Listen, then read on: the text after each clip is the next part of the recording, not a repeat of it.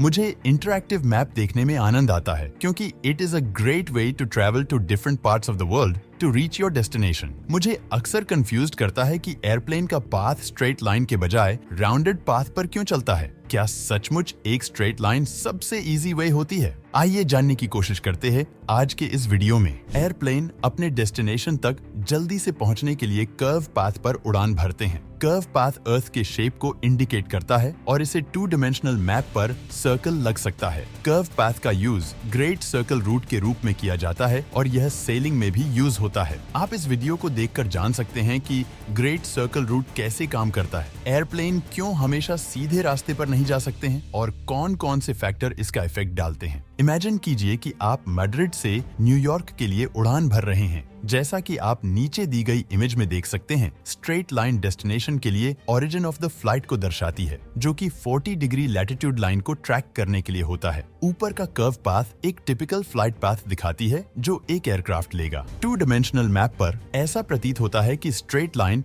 सबसे short distance की तरह दिखती है। हालांकि जैसा कि आप अपनी साइंस क्लास से जानते होंगे, अर्थ गोलाकार है, जिससे मिनिमम डिस्टेंस की कैलकुलेशन करना थोड़ा मुश्किल हो जाता है। यहाँ ग्लोब की इमेज पर वही लाइंस ट्रैक की गई हैं। जब हम अर्थ के शेप पर विचार करते हैं तो वह स्ट्रेट लाइन जो सबसे शॉर्टकट की तरह दिखती है, लेकिन वो बहुत लंबी है। 3 डायमेंशनल शेप के 2 डायमेंशनल मैप डिस्टेंस की इमेज को डिस्टॉर्ट कर देंगे। इसलिए अर्थ के 2 पॉइंट्स के बीच की मिनिमम डिस्टेंस की कैलकुलेशन करने के लिए ग्रेट सर्कल्स का उपयोग किया जाता है। एक बड़ा सर्कल एक गोले के चारों ओर खींचे जा सकने वाले सबसे बड़े पॉसिबल सर्कल को दिया गया नाम है। यदि हमें अर्थ के चारों ओर एक बड़ा सर्कल बनाना हो तो लॉजिकल स्पेस इक्वेटर होगी, where the earth is widest. यदि आप इसके बारे में सोचें तो अर्थ के किसी भी हिस्से के चारों ओर बड़े सर्कल खींचे जा सकते हैं। हम एक बड़ा सर्कल बना सकते हैं जो मैड्रिड और न्यूयॉर्क को भी जोड़ता है। मैड्रिड और न्यूयॉर्क को जोड़ने वाला बड़ा सर्कल हमें 2 पोटेंशियल आर्क देता है जो दोनों पॉइंट्स को जोड़ते हैं, एक जो अर्थ के अधिकांश भाग तक फैला है और एक जो हमें 2 सिटीज तक सबसे कम डिस्टेंस प्रोवाइड करता है। ग्रेट सर्कल फ्लाइट प्लानर्स को किसी डेस्टिनेशन के लिए सबसे शॉर्टकट और सबसे स्ट्रेट वे की कैलकुलेशन करने की परमिशन देते हैं। सबसे शॉर्टकट की कैलकुलेशन करने से एयरलाइन को फ्यूल पर कम पैसा खर्च करने और प्लेन को कई ट्रिप्स करने के लिए अधिक समय मिलने का बेनिफिट मिलता है। यदि आप अभी भी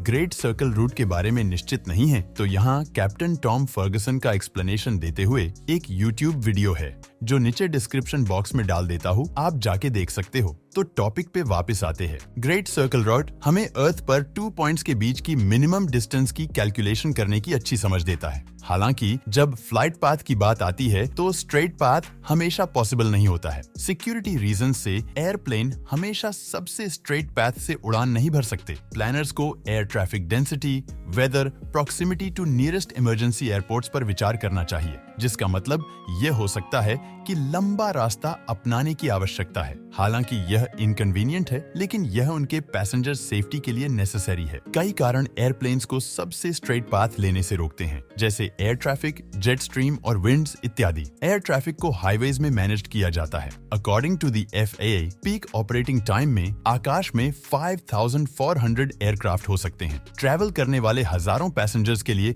सेफ एनवायरनमेंट इंश्योर करने के लिए एयर स्पेस को कॉरिडोर्स में सेपरेट किया गया है। इन कॉरिडोर्स में एयर ट्रैफिक की सुपरविजन के लिए एयर ट्रैफिक कंट्रोलर जिम्मेदार हैं। जब अन्य एयरक्राफ्ट से सेफ डिस्टेंस बनाए रखने के लिए हाइट या डायरेक्शन में बदलाव की आवश्यकता होगी तो वे एयरलाइन पायलट्स को क्लियरेंस दे देंगे। किसी स्पेसिफिक एरिया से गुजरने वाले एयर ट्रैफिक के फ्लो और डायरेक्शन को रेगुलेट करने के लिए कॉरिडोर्स का एक प्रिस्क्राइब्ड रूट होता है। किसी एयरक्राफ्ट के फ्लाइट पाथ को इस रूटिंग के लिए जिम्मेदार होना चाहिए, जिससे यह अफेक्टेड होता है कि उसके डेस्टिनेशन तक रीच कितनी स्ट्रेट है। फ्लाइट से पहले एयरलाइनर जेट स्ट्रीम और विंड कंडीशंस का मूल्यांकन करेंगे। जेट स्ट्रीम शक्तिशाली हवा के बैंड्स हैं जो वेस्ट से ईस्ट की ओर चलते हैं, आमतौर पर लगभग 80 से 140 माइल्स पर आवर की स्पीड से। ईस्ट की ओर ट्रैवल करने वाले कमर्शियल एयरलाइनर्स के लिए जेट स्ट्रीम बहुत अच्छी हो सकती है, क्योंकि यह उन्हें बिना अधिक फ्यूल जलाए अपने डेस्टिनेशन के करीब ले जाती है। हालांकि यदि एयरप्लेन वेस्ट की ओर ट्रैवल कर रहा है तो वे आपकी जर्नी में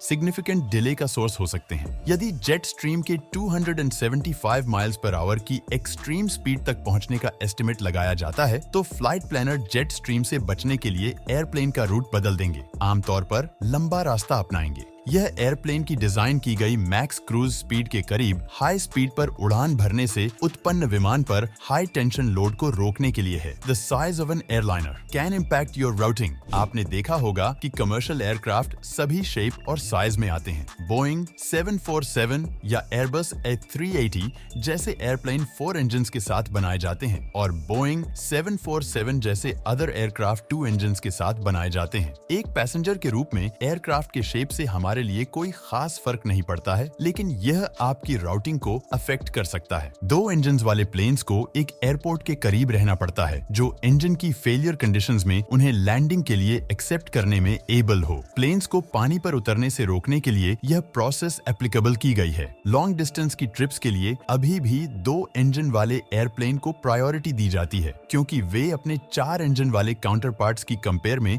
अधिक फ्यूल एफिशिएंट होते हैं। हालांकि अच्छी खबर यह है कि न्यू मॉडल्स को जमीन से अधिक दूर तक उड़ान भरने के लिए इंजीनियर किया गया है, जिसका अर्थ है लो इम्पैक्ट ऑन रूटिंग। जबकि एक एयरप्लेन का रूट 2 डायमेंशनल मैप पर कंफ्यूज करने वाला लग सकता है, यह किसी कारण से सर्कल है। एक फ्लाइट पाथ को पृथ्वी की कर्वेचर को ध्यान में रखकर डिजाइन किया गया है और इसकी कैलकुलेशन ग्रेट सर्कल रूट का उपयोग करके की जाती है। हालांकि फ्लाइट प्लानर सबसे स्ट्रेट पाथ की कैलकुलेशन कर सकते हैं, लेकिन इसका मतलब यह नहीं है कि एयरप्लेन इसे ले सकता है। कई फैक्टर किसी एयरप्लेन के रूटिंग को अफेक्ट कर सकते हैं, जिनमें शामिल हैं एयर ट्रैफिक हाईवेज पर बने रहना और एयर ट्रैफिक कंट्रोल से क्लियरेंस प्राप्त करना, जेट स्ट्रीम्स और विंड्स, अवेलेबल एयरपोर्ट से क्लोजनेस बनाए रखना। आपको ये इन्फॉर्मेशन कैसी लगी कमेंट में जरूर बताएं। अगर आपको एयरप्लेन से जुड़ी ये इन्फॉर्मेशन अच्छी लगी हो तो इस वीडियो को लाइक जरूर कीजिए, क्योंकि आपकी एक लाइक हमें बहुत ज्यादा मोटिवेशन देती है। हमारे चैनल बट यू नो को सब्सक्राइब जरूर करें। मिलते हैं आपसे अगले वीडियो में ऐसी ही कुछ इन्फॉर्मेशन के साथ। धन्यवाद।